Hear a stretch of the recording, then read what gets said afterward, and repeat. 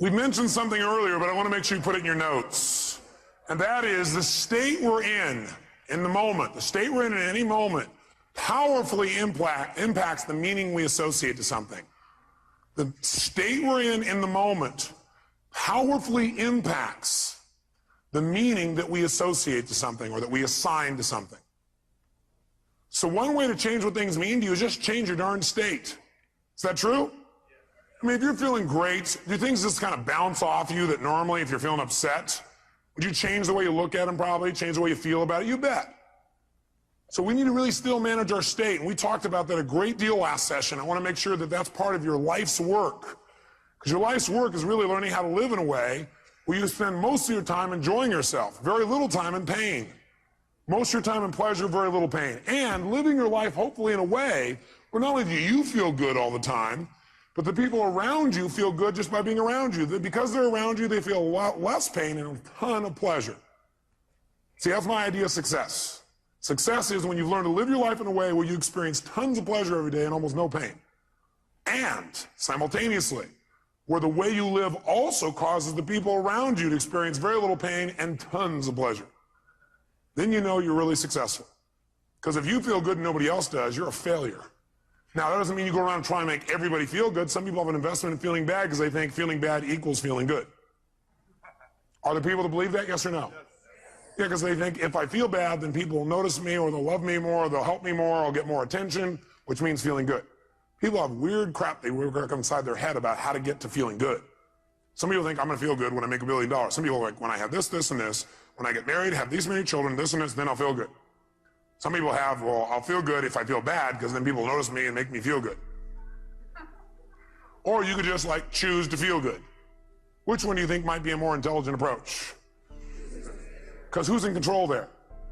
You are. You don't have to worry about the environment. And by the way, when you're feeling good, it tends to make you want to feel even better. It makes you share good feelings with other people, which makes them feel good, which makes them reciprocate usually. Not always, but usually. Kind of nice. So the bottom line is we got to manage our state still. And as a reminder, as far as that's concerned, changing state means change the meaning. And the way you can do it is either by changing your what? Anybody remember from last session? Change your what? Change your what? Change your physiology. Physiology, again, means the way you move, the way you breathe, your facial expressions, your gestures. The way you use your body determines the way you feel. You got to remember that for the rest of your life. If you're not feeling the way you want to feel, first thing you do is just change the way you're moving. Emotion is created by what? Motion. Emotion is created by motion. You have 50 muscles in your face. A slight change in any of these muscles will radically change the way you feel. Remember we did this last time, I think. What I'd like you to do right now, real quick, is create some tension in your body, some tension, then put a big, huge smile on your face while you're doing it and notice how it feels. How many feel somewhat excited when you feel this? Let me see your hands. You know why? Excitement has tension in it. The only difference is you send a different biochemistry into your body. You fire off different biochemicals when you make a smile. Physically, it changes. You want to get depressed? What do? Drop your shoulders, look down, breathe shallow, drool. Right? Change the way you move. Some people have limited emotions because they have limited motion. They're trying to express their feelings and they go, I have something important I want to share with you. Hear me. Feel me. I am man. Feel this? Versus, listen to me. Come on, let's make this happen. Let's do this. Do you understand what I'm talking about here? The more emotion you have, the more emotion you have. And there's certain emotions you're not feeling because you're not making certain movements happen in your face. You want to change that. You want to go for more. See, did I mention to you last time, did we talk about how certain people who live together for a long time begin to look like each other? Did I mention that? You remember why? Because in order to be in rapport, we like people who are like us. So we mirror back similar facial expressions. We do it enough, and we literally mold our muscles to be in that way. We use those kinds of emotions on an ongoing basis. A lot of people look like their dog. I don't have the explanation for that one. I don't know if they're mirroring in that case, right? Maybe they're trying to pick somebody like it, right? But see, the thing we got to realize is we got to control our physiology. So throughout this day, as last time, I want you to remember to live at level 10. You remember what that means? Living at level 10 means what you got to do is ask yourself on a scale from 0 to 10, where's my level of energy? 0 is dead, 10 is unstoppable. Which level is going to allow you to get more out of this weekend? Which one? 10, without a doubt. If nothing else happens from you coming to these fortune programs, but every time you get here, you demand from yourself for 4 days to live at level 10, you think you might develop a little stronger emotional muscle, yes or no? And pretty soon what used to be hard to do, like demanding 10, is the way you live. It's easy. It's like you can live that way easy, no problem. And now you go home and you live at that level. Does that impact your patience, yes or no? Does that impact each other in the office, yes or no? Does it impact your home life? Does that impact those ecstasy ideas we had about the relationship at home? Yes. See, if you're level 10 every time with your personal relationship, would that enhance it, yes or no? So how do you determine whether you're at 10 or not? You decide to go there, and the way you decide to go there is you got to ask yourself on a regular basis, where am I? See, I found the more you measure something, the better it gets. But if you don't measure it, you're not going to do well. If you set a goal on New Year's Eve, and then you check next New Year's, you're in trouble. Because you had one correction. It was at the end of the year, and it was too late. Once a month, you got a better chance. Once a week, you can really have it. Once a day, you won't have a bad year, you won't have a bad month, the worst you have is a bad day. The more we measure, the better we get. So what we've got to do is ask ourselves, where are we on a scale from 0 to 10? Where are you right now on a scale from 0 to 10? Sit right now like you would if you were at level 10. Okay, that's clear, you weren't at 10 then, isn't it? Come on, sit the way you'd be at level 10. I mean, absolutely, totally energized, excited, having fun, being outrageous and playful. Sit the way you'd be sitting right now if you're level 10. Come on. And oh, you're not at 10. Come on. Come on, this is not 10. Let me see 10 here. Come on, even more energy, come on. Most of you would probably have to make some noise or do something with your body to get to level 10. Come on, wake your body up. Come on, come on, come on, come on, come on. Come on, wake your body up. Come on. Come on. Come on. Now, this is level 10. Now, go to level 2. And imagine trying to learn in this pace for the next 3 days. Go back to level 10. Come on, go, go, go, go, go, go, go, go. Come on, come on, come on, come on, come on, come on, come on, come on, come on, come on. Now, I want you to commit you're not going to drop below level 8 for the rest of the weekend. Are you willing to do that? Yes or no? Yes, yes or no? Yes. Great. Now, if it's tough to stay at level 10, you want to push yourself to level 20. So just as a reminder, stand up. Remember how we do this? We put ourselves in a yes state. Y'all remember what that means? Good. Then what I want you to do right now is take off your jacket. You have that. Not your blouse, ma'am, just the jacket. And we're going to put ourselves in that yes state. We're going to put ourselves in that state I talked about last time. Remember I gave you a metaphor the last time we were together, a reminder. I said there's a puddle of water here in front of me, and I'm an old person. I come up to that water, what will I do? No, not just walk around it. I'll walk around it and bitch about it while I walk around it. Okay. But if I'm a kid, how do I deal with a puddle? That's right. Yes. Boom. That's the state we're going in. All those who want to do that for the weekend say aye. If you were in that state and somebody like came along and said, yeah, how do kids deal with that? They go, would that be a healthier response than going, okay. I'm looking for new ways to hiss and get this person. Would that be more healthy, yes or no? Sure, it's more playful, it's more outrageous. Next time somebody is real bitchy, just get real bitchy back. We'll do it funny. Will that break their pattern? Yeah, you might piss them off even more. Well, at least we're moving them in some direction. So when I say now, what you're going to do is you're going to wake your body up like a little kid again. You're going to scream, wait. You're going to scream and yell and be totally outrageous like a kid. If you weren't here before, you'll catch on quick. Then, at the peak of our being totally bizarre, weird, outrageous, playful, seductive, fun, adventurous, and outrageous again, what we're going to do at the peak of that is we're going to go and we're going to clap our hands and say the word yes right at that moment. And when you clap your hands and say yes at that moment, your job is to create more energy, more excitement, more outrageousness than the moment before. We'll do it faster and faster. At the end, we'll do the will clap. But what I want you to do is go to level 20 on this. On a scale from 0 to 10, you're going to go to level 20. You go, that's impossible. That's why we're going to do it. Because also, once you've been to level 20, level 10 feels like you're relaxing by contrast. Okay, first let's just try the word yes strongly and notice how it feels again. Ready? Yes! Say it again stronger. Yes! Oh, even stronger. Yes! One more time. Yes! Yes! Does that feel pretty good? Yes! Okay, good. Now, let's put it all together. Be a little kid again, be outrageous, create some energy, come on.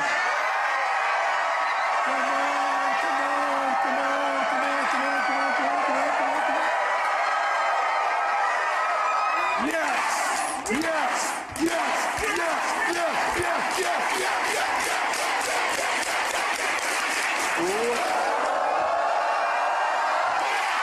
Now,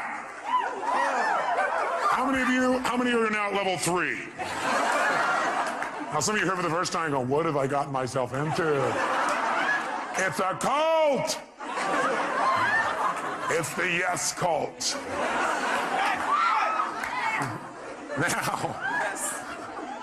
Now, how do you get a muscle? You push yourself beyond what's comfortable and you do it consistently. And that creates growth. So we're gonna do it again. You go, I barely survived the first one. Let's try it again. Ready? Wake your body up. You outrageous, come on. Yes!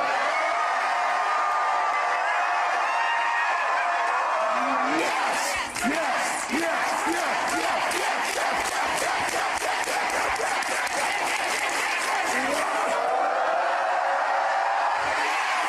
Now, in this state, if somebody had some petty upset with you, could you handle it? Great. Then get a bouncing hug from the person next to you and grab a seat.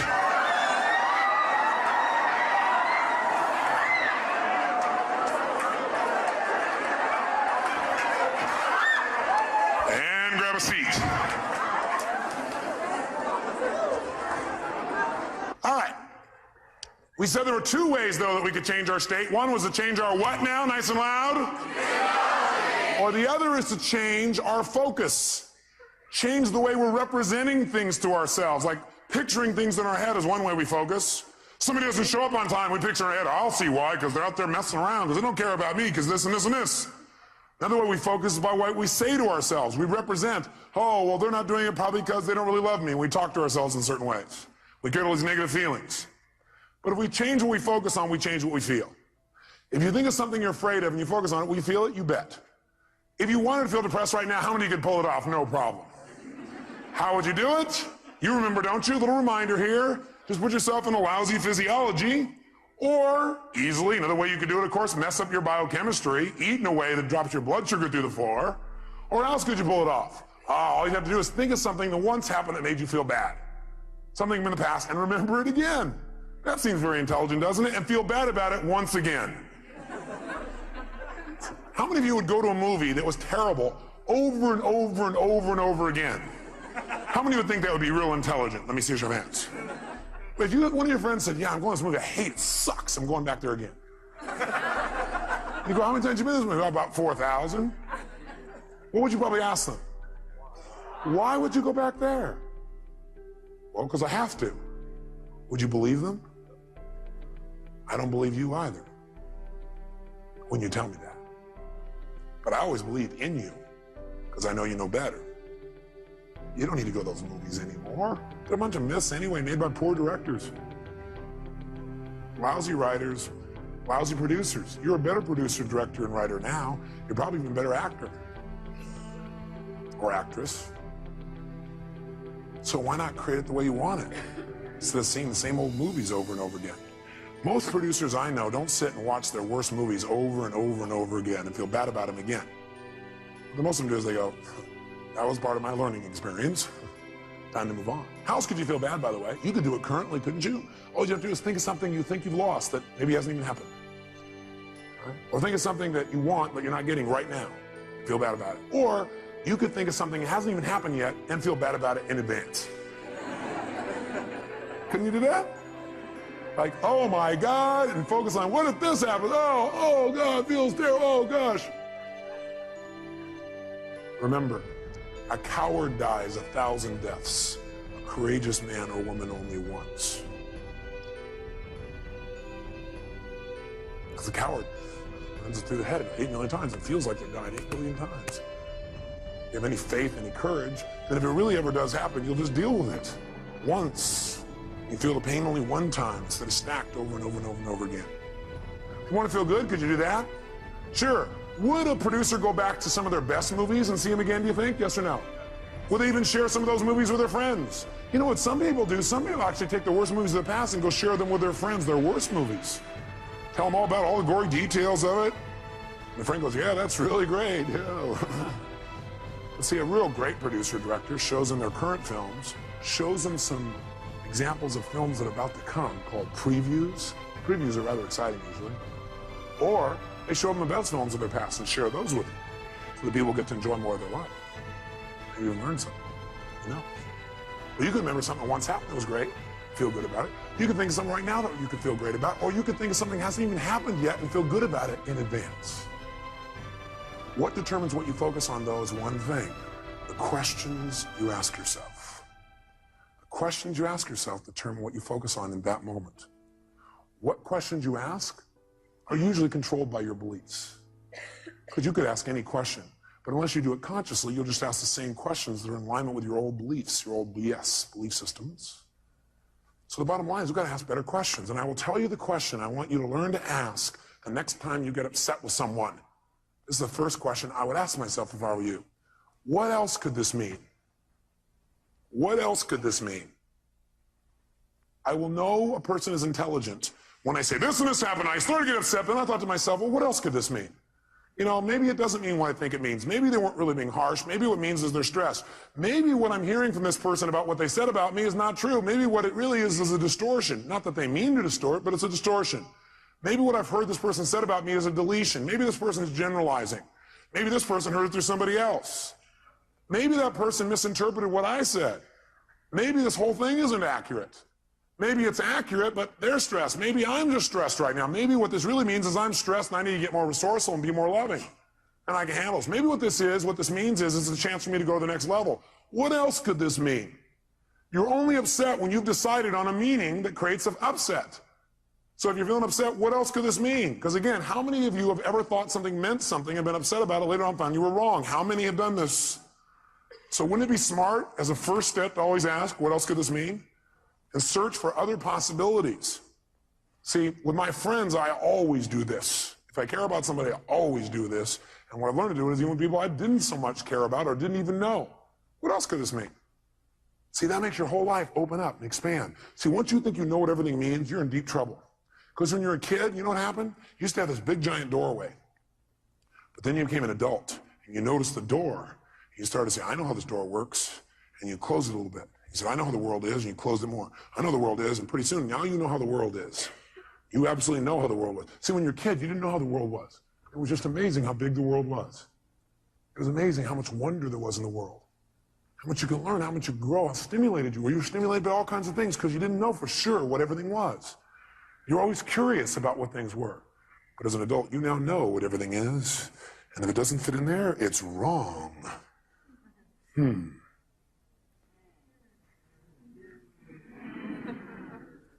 want to open our door back open by saying, well, yeah, but what else could it mean? What else could it mean? What else could it mean? What else could it mean? What else could it mean? Feel a little freer. The other question I tend to ask myself is, do I know everything there is to know about this? Do I know everything there is to know about this? Somebody says something to you, they're really upset with you, or somebody raises their voice. That means they hate me. What else could it mean? Well, it could mean they're stressed, could mean they don't understand, could mean they don't even realize they're yelling. Could mean that they need some support, could mean what I know it means, it's a cry for help. Could mean that I'm oversensitive right now. Could mean that I react to voice tonality instead of real feelings. Could mean nothing. Could just be something that came and went. Do I know everything there is to know about this? No, I don't know everything there is to know about this. I mean, there's all kinds of things that could be going on. I don't know. Opens your world again. We're going to teach you to do this in a format that makes sense. Now, the thing that happens, though, if we want to be able to really take control of our meaning is we got to pay attention to our emotions. So in your notes, write down emotions. Under emotions, in fact, you might want to write the word negative emotions. Negative emotions. Negative emotions. And then as soon as you write it down, cross it out. The word negative, anyway. What are some of your negative emotions? Tell me what they are. Fear, what else? Pardon me? Hate, what else? Anger, what else? Guilt, what else? Worry, what else? Upset, guilt, what else? Frustration. I got a question for you. Are they really negative? I'm here to tell you there's no way they're negative. Every emotion you've ever had in your life serves a purpose. The problem, the reason it's negative is you've been calling it negative instead of getting the message it's been trying to give you. Every emotion you have, including those you think of as negative, those ones you call negative emotions, I call them emotional messages. I also call them calls to action. All those negative emotions, as you used to label them, are really a call to action. Fear is a call to action. By the way, do you feel that call to action in your body when you're afraid? Yes or no? Does your adrenaline start pumping, your whole system start gearing up? Emotions are a call to action. And the call to action says one of two things has to happen in that call to action. It's a message. Every emotion is a message. A call to action. And the action and the message it's trying to give you is that you need to change either, number one, your perception of this, or number two, your current actions. Every negative emotion you've ever felt is not negative. Now, you may be overusing them, I'll agree with you. You may be indulging in them, I agree with you. You may not be getting the message from them. What's making it negative is you're not getting the message it's trying to give you. But every emotion, fear, frustration, hate, anger, guilt, all of those emotions are here to serve you if you get quick the message. But what most of us do is we just indulge in the emotion. So we never get the message, and that's why it's negative, because it starts screwing up your body, because what it is a signal to act, and you're not acting. That's why you feel sick to your stomach. You're not acting. You just keep on indulging emotion, not hearing the message. So the message is always, you must change something.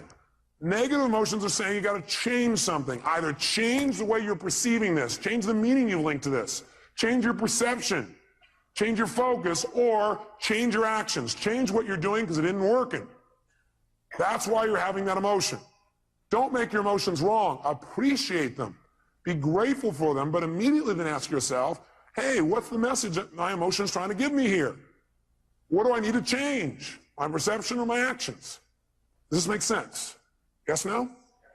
So then, how do we make use of it? Well, first of all, notice this. How do most of us deal with our emotions? Well, most of us deal with our emotions by suppressing them. In fact, before you write that down, actually, I put over here 4 ways to deal with emotions. 4 ways to deal with emotions. I think the number one way most people deal with their emotions is they try to avoid them. By the way, how effective is that?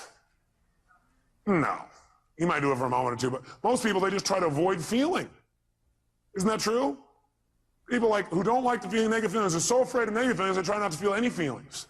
Now, if you don't feel any feelings, you really are going to have some pain. Because that's what life is for. Life, part of the juice of life is expressing and feeling. But sometimes people have had so much pain, they say, I don't want to feel anything. It never works, because eventually it comes out anyway. And then you feel bad about never having felt bad. You feel bad about the fact you didn't feel good. You have a sense of loss because you didn't feel things. Second way people try and deal with their emotions is they endure them. They're going to grunt it out. I'm going to endure these. I'm going to make it through this. I'll hang on to this. And again, this doesn't work.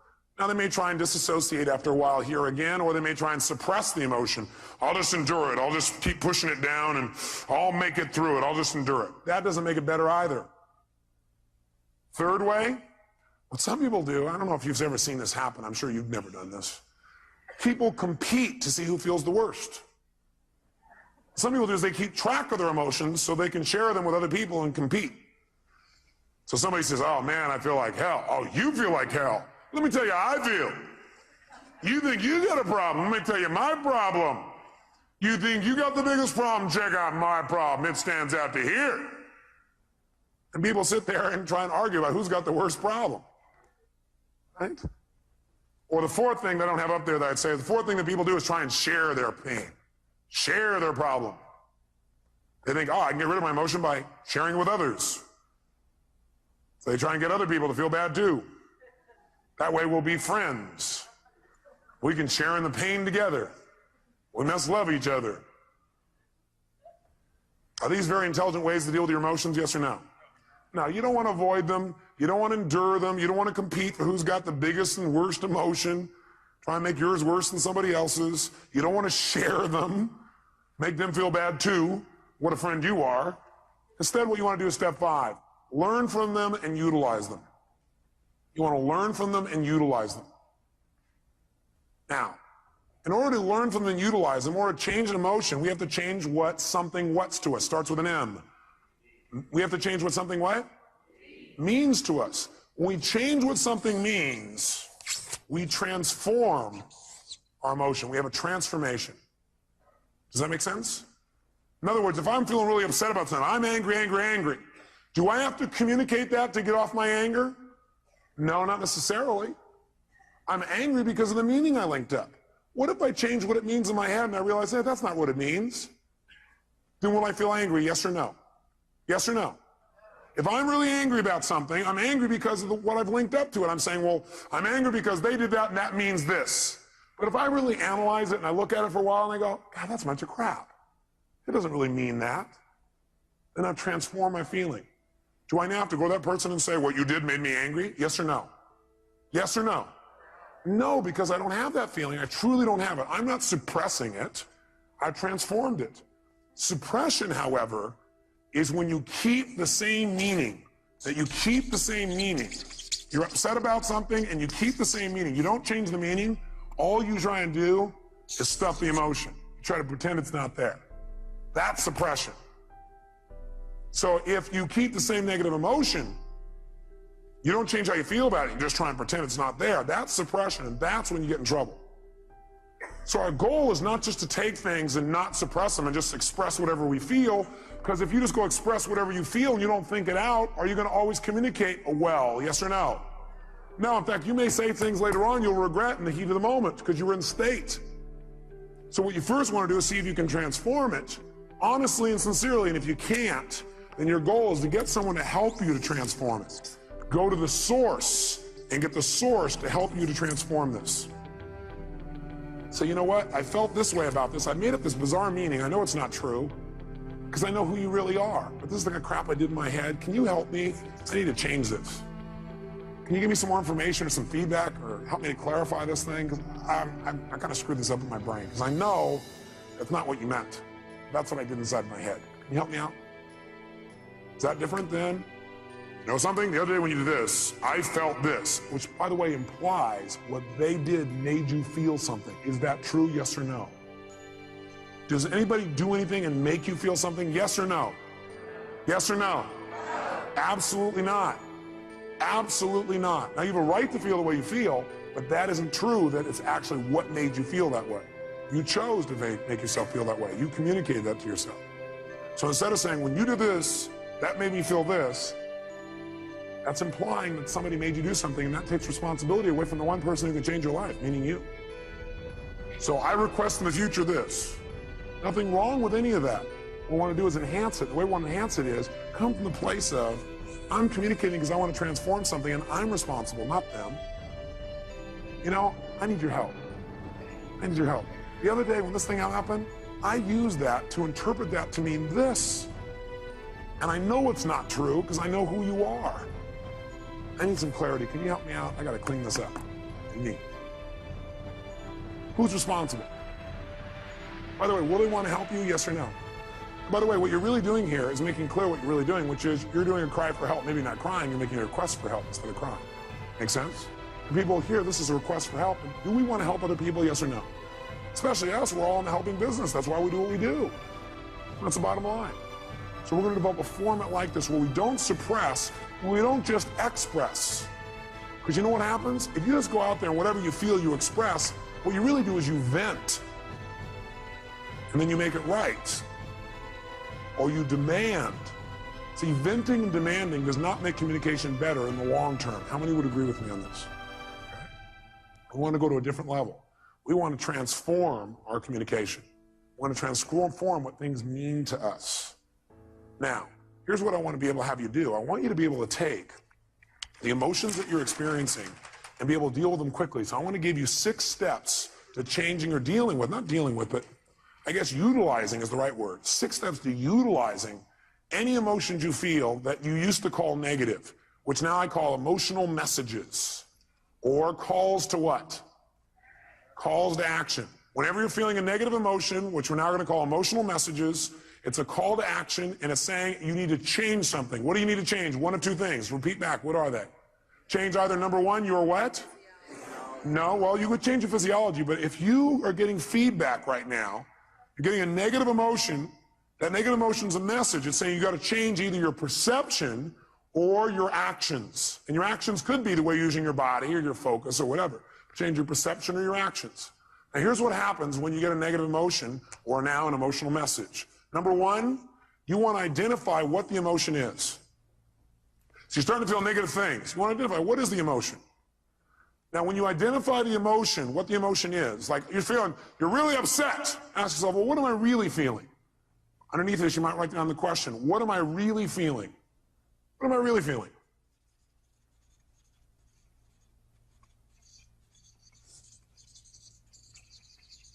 So when you say, I'm upset, I'm going to say, what am I really feeling? And what might your answer be when you say, what am I really feeling? I'm upset with this person. What am I really feeling? I might be feeling hurt. Does that change how you feel in that moment as you identify that? Yes or no? Yes. And when you say, what am I really feeling? You might put a little note in your notes. Use some TV. Use some TV when you come up with your label. Transformational what? Vocabulary. So instead of saying, I'm destroyed, I'm devastated, I'm humiliated, you might say, I'm feeling a little bit hurt. Use TV and use what I call softeners. Softeners are the words like a little bit. So softeners and TV. Here's the second key. Once you've identified what it is, and by the way, usually it's going to be, I have a sense of hurt or a sense of loss. Almost all emotions will probably come down to that in most cases. Is that true? In most cases, not all. Second thing you do, acknowledge and appreciate the message it has for you. Don't deny your emotions. Don't avoid your emotions. Don't suppress your emotions. Don't make them wrong. Don't share them. Start by identifying what they really are and then acknowledge and appreciate the message it has for you. In other words, acknowledge, hey, this is a real emotion. I'm glad I'm having it. It's going to have a great message for me. Then go to step 3. Get incredibly curious. Get incredibly curious as to what it has to offer you, as to what the message is. Get incredibly curious as to what the message is. Underneath this one, number 3, as you get incredibly curious as to what the message is, write down the question. What is the real message this emotion is giving me? What is the real message this emotion is trying to give me? What is the real message this emotion is trying to give me? I'll offer you some ways to do this. Let's do all 6 though so you know where we're going. Step 4. Okay, the question on 3, some of you are still there. Question number 3 is, what is the message this emotion is trying to give me? What's the real message? Number 4, get yourself to feel reassured that you can deal with this emotion. Get yourself to feel reassured that you can deal with this emotion. See, a lot of times the stress is, oh my God, how am I going to deal with this? So get yourself reassured you can deal with emotion. And the way you do that is remember a time when you've dealt with this emotion successfully in the past. Remember a time when you've dealt with this emotion successfully in the past. So if all of a sudden you start to feel depressed, that's a pretty negative feeling. I, first of all, would not call it depression. I'd say a little bit down. But the first thing you do is you go, okay, I'm feeling this terrible feeling. I start to feel depressed. Well, what am I really feeling? Well, I'm really just feeling a little bit down. Okay, great. You know what? That's great. I appreciate that's a message. I need to get curious. What is that message? What's the message this thing's trying to give me? And what depression's message usually is, by the way, is you need to reset your priorities. That you don't feel like you're in control. That you got too many things going at once. You feel out of control when you're depressed. So what you have to do is set some priorities and go do the first one on your list. That's what the message is telling you. You feel out of control. The way to get in control, reset your priorities and go do one thing and complete it. The minute you do, your self-esteem will go right back up. So that's a message. So what's the message it's offering me? And by the way, I'm going to teach you the 9 most powerful emotions that you probably experience, what their messages are. So you won't have to wonder about this. You'll know what they are. Step 4, get yourself to feel reassured by remembering times when you've dealt with this in the past. Have you ever felt a little bit down before, or what used to call depressed? How many have ever felt that way in the past? Let me see your hands. How many have dealt with it? Let me see your hands. Great. If you remember that, 2 things happen. You're going to feel reassured you can deal with it, plus you're going to remember how you did it, which means you can use what you did in the past to change it right now. Why wait? Most of us forget the best parts of our past, which is how we dealt with things and turned them around. We just remember the negative feelings. That's kind of weird. Maybe we need to manage our memories better. Remember the things that have resources for us and forget the things that don't. Number 5, get certain that you can handle anything like this in the future. Get certain not only can you deal with the emotion you have right now, but what you should do is use this as an opportunity to be certain for yourself. Get yourself certain. If it ever happens in the future, I'll handle this emotion quicker and easier. Get certain that you can handle anything like this in the future by rehearsing yourself dealing with it in the future. In other words, think of a time in the future where this depression could have come up and see yourself, feel yourself rehearsing again. Use this as a tool of empowerment. So you remember a time when you were depressed before, you were a little bit down, you turned it around. Took you a little while, but you turned it around. You remember what you did. Oh, I dealt with this before, I can deal with it again. And then you say, let me take this opportunity to get certain that I can handle this if it ever came up in the future. And the way I'm going to do that, I'm going to sit down right now, and I'm going to think of, okay, what kind of things might happen in the future? I might get depressed. Well, I might expect something didn't work, feel bad about it. Let me think of a time like that. Okay, let me see myself, hear myself, feel myself deal with it. You see, hear, and feel yourself dealing with it easily. And you do this 2, 3, or 4 times. If you keep doing it 2, 3, or 4 times, then in the future when it comes up, guess what your brain will do? Your brain will go, oh, I can handle this. I'm already prepared.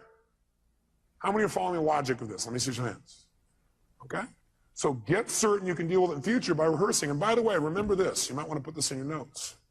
Your brain cannot tell the difference between something you vividly imagine and something you actually experience. Your brain cannot tell the difference between something you vividly imagine, where you see it, you hear it, you feel it, you taste it, you touch it, you smell it in your mind, and something that actually occurs. If you doubt this, have you ever had a dream that was so real you had every physical response to it? How many have had a dream like that? Okay, you can have a dream anytime you want, even while you're awake. All you have to do is rehearse something in your mind enough times, vividly enough, and it's real. If you over and over again rehearse yourself dealing with emotion easily, then it's real. Next time it comes up, you've already got the programming. You already have the resources to turn it around in a heartbeat. Then this emotional message, it's dealt with for the future, not just for today. And the 6th step, take action and change your life. Whatever the message is, take the action that you need to take and change your life. Do something. Doing something always will change how you feel. You feel bad because you're not doing anything. And by the way, you'll continue to feel bad until you do something to change. So you do anything, it'll improve you and move you in the direction you want to go. So let's take another example. What's another negative emotion you feel? Let's hear an example of one you felt recently. Somebody raise your hand. Rejection. So what's the first step when you think you're feeling rejection? What's step number 1? Come on, guys, what is it? Identify it. Specifically, identify what the emotion really is. Let's call it that. Identify what the emotion really is. Identify what the emotion really is. So you ask yourself, what am I really feeling? So a person said rejection. What were you really feeling? Shh, no, let him answer. That's your answer. His answer was disappointment. Is that different than rejection, yes or no? Yes or no? Yes, and by the way, when he realizes he's just disappointed, it's not as intense as rejection, is it? What happened with one question? His pain just dropped. Still painful probably, but not anywhere near as intense. Am I false or true on that? Okay, great. Now, so he's disappointed. Great, so now he knows what he really is disappointed. He might even add some TV or a softener here. And the softener might be, he might say, I was a what? A little bit disappointed. Well, I'm a little bit disappointed. Okay, that makes it even less. Now what does he do? Number 2, does he make himself wrong for feeling that way? Yes or no? Yes or no? What does he do? He needs to acknowledge and what else? Appreciate the fact that he's getting a very valuable message. And it's a message he needs to change something. He needs to either change his perception about it so he's no longer disappointed, or he needs to change his actions so he doesn't be disappointed now or in the future. Step 3, what does he need to do? Get incredibly what? Like a little kid? What? Curious. When we're curious, do we learn things more? Do we learn better when we're curious? You bet. So he needs to get incredibly curious about what this message has to offer him. If you were really curious, what do you think that message really had to offer you?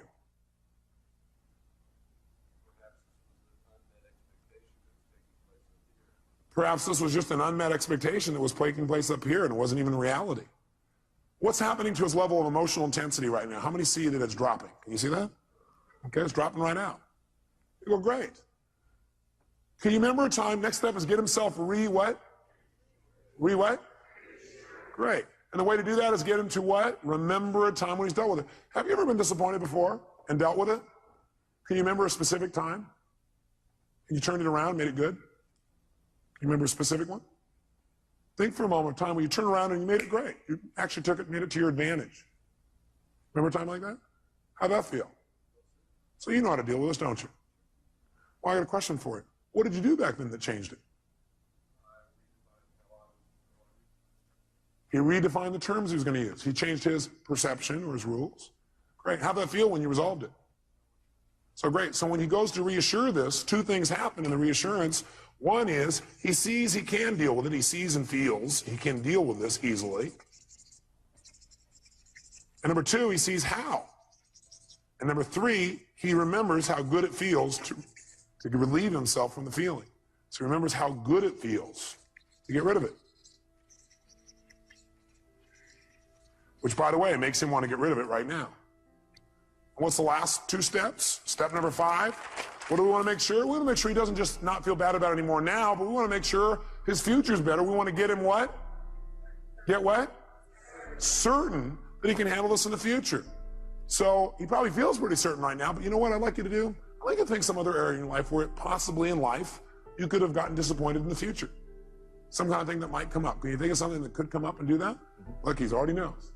Close your eyes for a minute.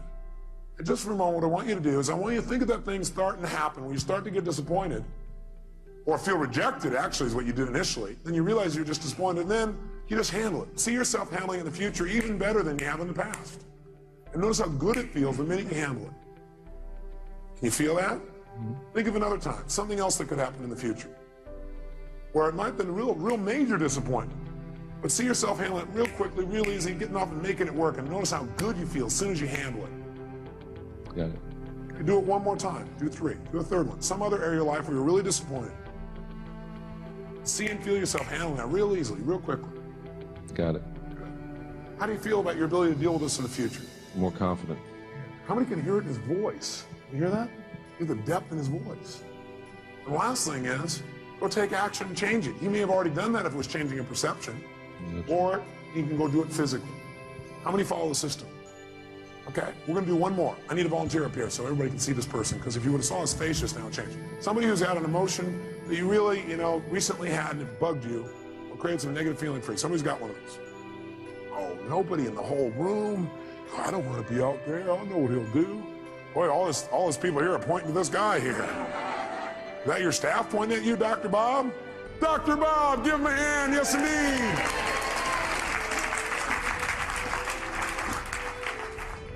Great. There you go, sir. He's going to reward you guys for this later. He probably will, actually. That's right.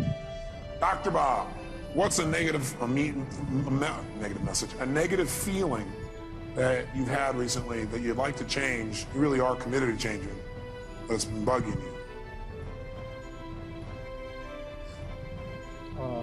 Disappointment and rejection. Disappointment and rejection. Well, it seems a lot of that's going around. Must be catching it. It's the rejection virus. People are spreading it. Okay, well, which one would you like to deal with? Are they tied together? Well, actually, it's probably... What question did he just ask? For him to say, actually, it's, he's already done step 1. What's the question he just asked? For him to already say, actually, it's, what did he ask? He first of all started to identify what the feeling really was, didn't he? And the question he asked is, what am I really what? Feeling. What are you really feeling? Anger. Anger. What's that really? Well, what that really is I was angry because I felt rejected. Okay. And I was really disappointed about what happened, the circumstance. So what's he done? He's managed to stack his negative emotions one on top of another. Sure. And by the way, this is unique to Dr. Bob. Nobody else you know does this, do they? But what are you really feeling? All that stuff, what's behind all that stuff? You just really feel what? Rejected. Rejected. Disappointed. I mean, it was discounted by... Does he look like a computer that keeps running the same program over and over again? He's a reject, disappointed. He's running right back through the thing. Do you feel hurt? Yes, yeah. Do you feel rejected or do you feel hurt? I feel hurt. Do you feel disappointed or do you feel hurt?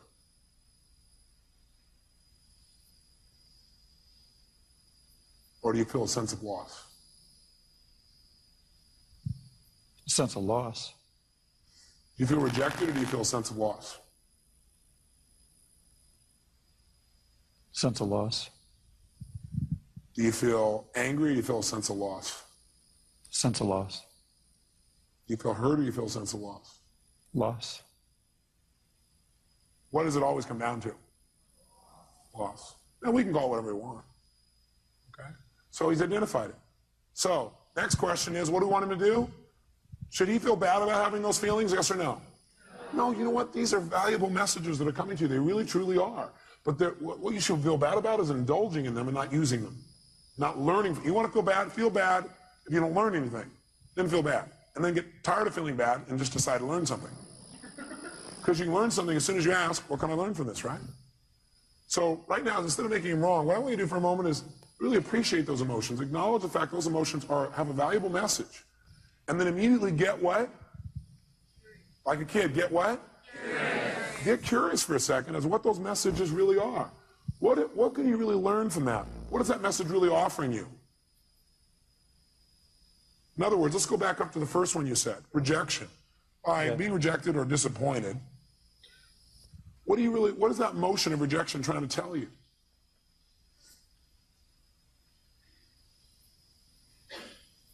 The relationship's important. Love's important. It's telling him that relationship's important, that love is really important to him. Is that a valuable message? Yeah. What was that disappointed in telling you? What was the message it was trying to tell you?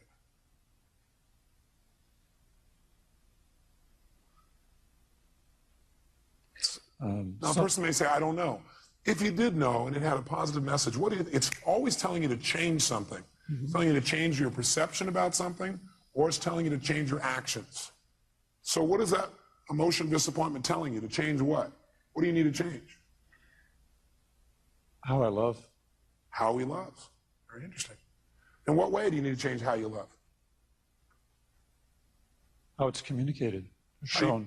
How it's communicated and shown. How do you need to communicate and show your love more effectively? I'm curious. Is that better than feeling rejected, disappointed, and lost? Yes or no? Yes. Is this a powerful transformation in this man? Yes or no? Yes. Okay, good. So stay curious, because that's it. Instead of going, oh, I don't know the answer. We don't know the answer, and you're a little kid. What do? You get even more what? If you don't know the answer, don't go, oh, God, I don't know the answer, but at that time I don't know, I feel so good. Instead go, I'm getting more curious. You have plenty of time. Because curiosity is valuable. What would you get?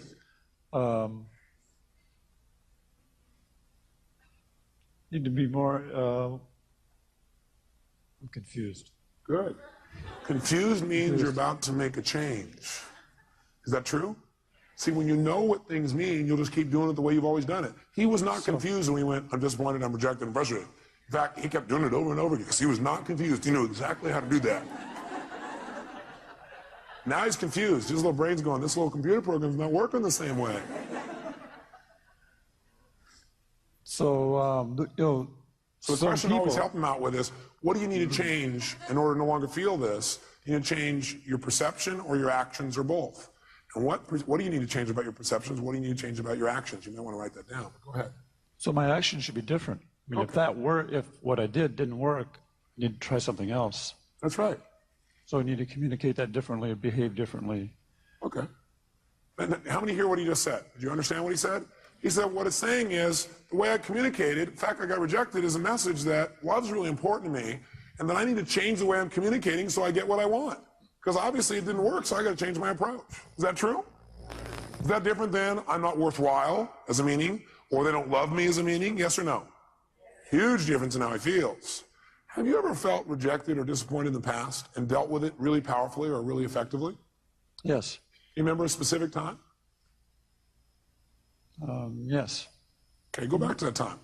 And remember how you dealt with it and how you turned it around and made it something positive. Okay. How'd that feel, first of all? Great. A sense of accomplishment. Yeah, that's right. And how did you do it? I took action. What did you do? Take action. How did you do that? What did you do? I started doing things differently. Oh, great. Expressing myself differently. Did it work? Yeah. Wow. By the way, what is this doing now? It's teaching his brain, if you do this, you're going to get pleasure. What you used to do gave you what? Pain. The brain is always trying to avoid what? And move towards what? He's teaching his brain right now. He's rewiring his brain a little bit here. Now, by the way, I keep using these computer metaphors, and I see some of you get pained when I do that. I think it's because you think, oh, do you think I'm just a computer? No, I see you as a spiritual being who also has a filtering system. And that filtering system, sometimes you allow to take control and keep you from doing what you do naturally, which is just love and appreciate other people, including yourself. Okay? So we got to deal with both sides. How it is, how we operate unconsciously, as well as who we are. We want to deal with how we operate so we can be more of who we are. Now, I'd like you to think about this for the future. First of all, you feel pretty good about you being able to deal with it right now? Yes. Yeah, and by the way, does he really look like he can deal with it now, yes or no? So think about the future. I'd like you to think of some place in the future where you could have felt rejected or disappointed, something that could come up that could cause you to feel rejected or disappointed. Okay. Okay? Close your eyes if you would, and see yourself using your skills, handling it 10 times better, quicker, more easily, turning it around right away. And feel how good it feels to turn that around. Okay. How does that feel? Feels good. Yeah. Can you do it? Yes. Easily or hard? I can do it. You can do it. Okay, great. So now I want you to do it. That's great. So now I want you to close your eyes. I want you to think of another time where it would come up. Only this time I want you to do it easily. I want you, there are resources inside of yourself you haven't thought of before, and I want you to do it and even enjoy it. Turn around and make it happen easier and quicker. Okay. Okay, look at if I ask him to do it, can he do that? Yes. Yes. I'm asking him a better question. It gives him better resources. Okay. Can you see yourself handling it quicker and easier in that one? Yes. How does that feel? Great. How many see the difference and hear it in his voice? Great, let's do one more. Think of something else that could come out in the future where you could have felt rejected, disappointed, but now, heck no, you handle it really easily, real quickly, just like this. Okay. Have you already done it? Done. He's getting a little faster at this, isn't he? He's got some experience. How do you feel when you do that? Super. Super. Look at him. Look at his face. Now, if someone were to say, I'm going to reject you now. Thank you very much. Give him a hand. Thank you very much, sir. Thank you.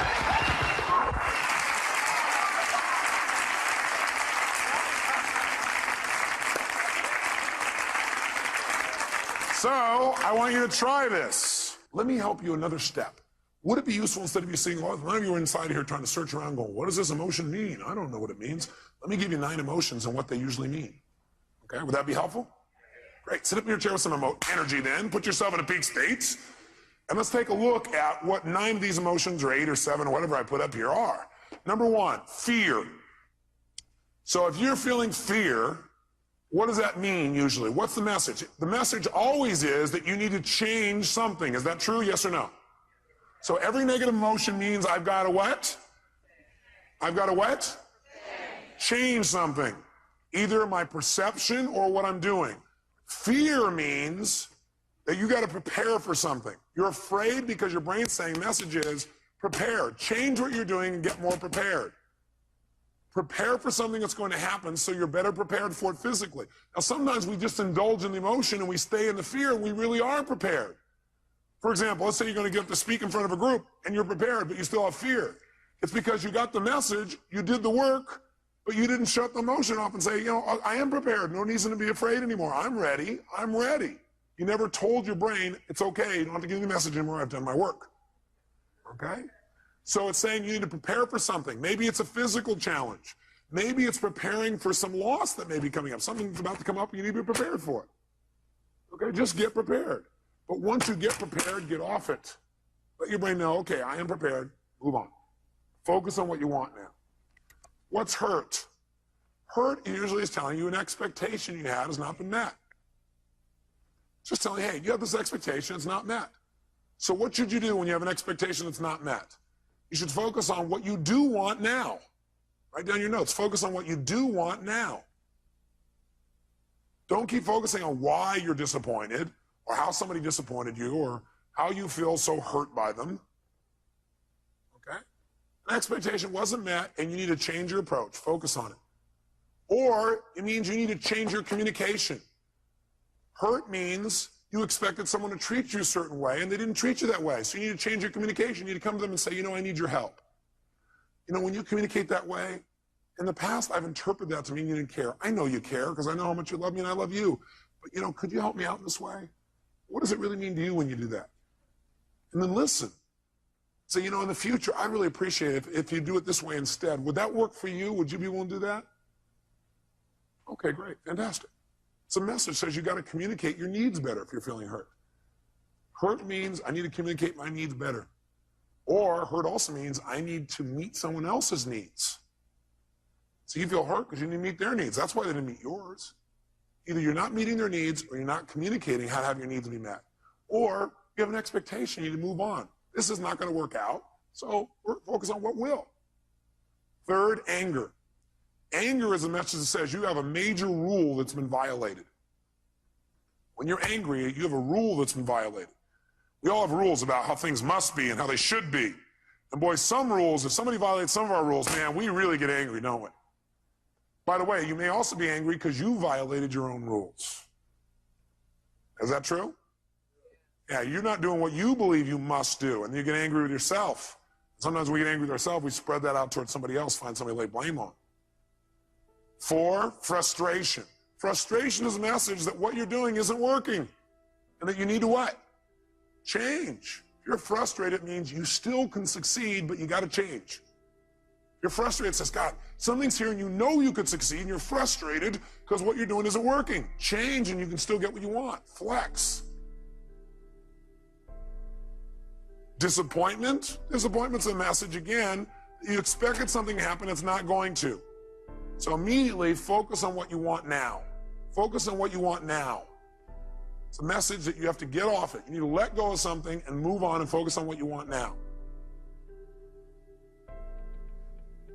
Guilt. Guilt is a powerful emotion if it's not abused and overused and indulged in. Any of these emotions are lousy if you indulge in them. Would you agree with me on that? Sit there and indulge in your fear and your hurt and your anger. Indulging means you keep focusing on the feeling instead of getting the message and moving on and learning. Guilt, though, can be valuable. It's telling you you have violated one of your own standards, and you need to do something immediately to be certain you won't do this again. You're having that pain of guilt because your brain is saying you just violated one of your most important standards of your life. You violated one of your own values. And you're going to keep getting this pain until you make yourself certain you're not going to do this again. You know what some people do? They just keep going back and feeling guilty about what they did in the past. The message is saying, get clear you broke your own rules and commit no matter what, you're not going to do it again. Make it clear, be certain you're not going to do it again, and your guilt will go away like that. Because that's the purpose of guilt, to make sure you don't violate your standards and make sure you do it well in the future. Could your standards be unreasonable? You bet. There's a woman in this room I heard about was feeling guilty because last night she came here and she wasn't with her kids on Halloween. Oh my God, can you believe that? Let's all look at that person. I don't know where they are. Let's pretend we can see them and give them dirty looks. How dare you? Come on, every turn person in, how dare you? Now, you know something's funny? We all have rules. Are rules always fair, yes or no? No, sometimes we have totally unreasonable rules. Like in order to be successful, we have to change the entire world tomorrow, have everybody happy all the time, have everybody love us at every moment, have our kids be thrilled, make $8 billion a year, right? It'd be pretty hard to meet that rule. So sometimes the feedback you're getting about frustration or disappointment is, sometimes it's saying you got totally unfair rules for yourself. Sometimes when you're angry, you may be saying your rules are too stringent for other people. Maybe you need to remember about those people with quintuplets. Have a few less rules. You have a lot less anger. Does that make sense? 7, if you feel overwhelmed, helpless, or depressed. Overwhelmed, helpless, or depressed, that's a message. And the message that your brain is giving you is you're overchunked. What people usually say is, oh man, there's too much, I gotta change everything in my life. You can't change everything in your life at one time. Do it a step at a time. Where do you start? Where you are. Sit down and reprioritize. Overwhelmed or depressed says, sit down and prioritize. That is, just write a list of what's most important for you to do. What could you do right away to start feeling better? What could I do right away to start feeling better? What could I do to take control right away? It won't solve it all. What could you do? Make a list in order. And then go do the first one. Take action. This is saying, overwhelmed is saying, you got to stop trying to do everything at once You need to make a list of what you need to do and do one thing well. As soon as you do that one thing well, you'll feel like you're in control of your life. You keep one commitment to yourself, and all of a sudden you feel good again. You start feeling like you're in control. You don't feel depressed anymore. How many buy this theory? I tell you, if you do it, it'll work. Feeling alone. All that is a message that you need to connect with people. You need to change the way you're doing it. Right now, you're perceiving you're alone. Change what your perception is. You need to change your action. Go out and meet somebody. Go out and talk to somebody. Go out and initiate. Go out and be more loving. Right? So if you're feeling alone, it means, hey, go out. It means you need to connect with another human being. And 9, if you feel inadequate, that's a message that you need to change your standards because you're being unfair to yourself, or get committed in mastering this area. Change your standards. Some people, they feel inadequate unless they're perfect at something the day they start it. How many were great the first day that you ever tried to tie your shoes? Nah.